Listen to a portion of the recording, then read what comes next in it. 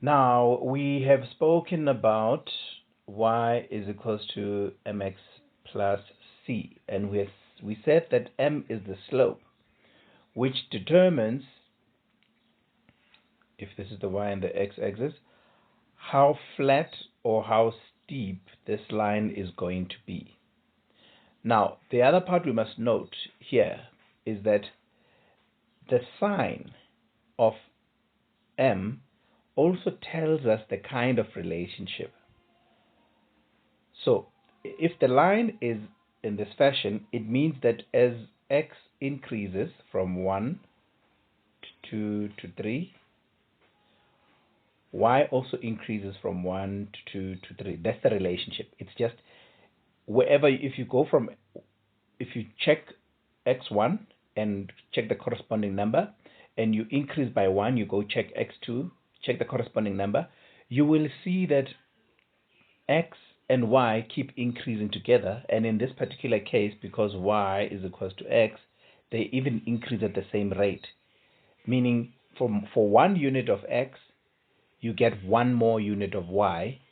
For 1 less unit of x, you get 1 less unit of y. So that's why in this particular example of ours, m is equals to 1. Not only does m determine the steepness of the line, but it also determines the relationship between x and y in terms of by how much will y change by if you choose to move 1 up or down by x. Now, let's make an example of this. If m is negative, if m is negative, then the relationship is going to be negative, meaning when you increase x, y will decrease. When you decrease x, y will increase. It will have the opposite effect. Now, let's draw a different example. 1, 2, 3.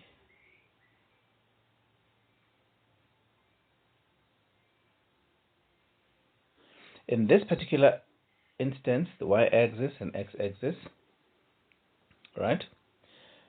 You have y corresponding, x1 corresponding to y3 right there. If you increase x by 1 and you move from x1 to x2 and you go look at the corresponding y, it has moved to 2. So y moved from 3 to 2 when x moved from 1 to 2. So it means that the relationship is negative. You increase this side, you decrease this side. And the opposite is true. If you decrease this side, you will increase this side. So it just tells you that the relationship between the two is such that when you add the one, the other will decrease. When you decrease the one, the other will increase. Now, let's go back to our function, mx plus c. What we are saying is, if m is positive, then these two will increase each other. When x goes up, y will go up. But if m is negative,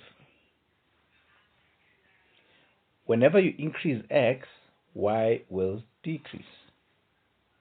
But it still shows the relationship. Now, if you remember very well, where we drew a line that shows a negative relationship, this almost looks like a demand curve, right? That's what we drew when we did DD,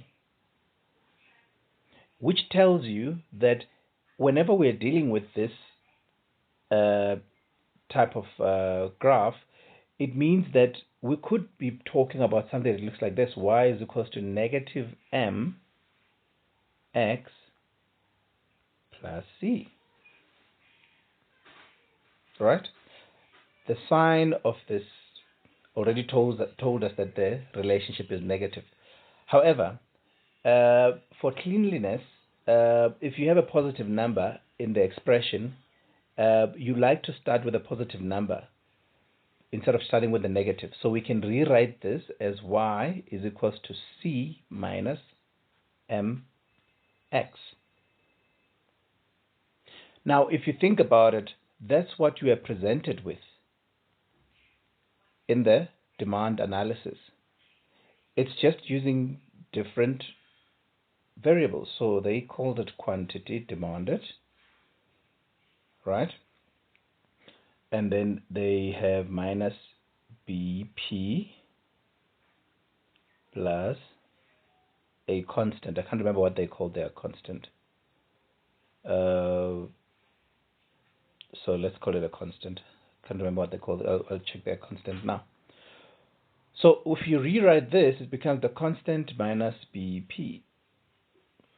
It's exactly the same thing. If you understand how to deal with these numbers and algebra, you will be able to deal with any fraction that they give you or a function that they give you in economics.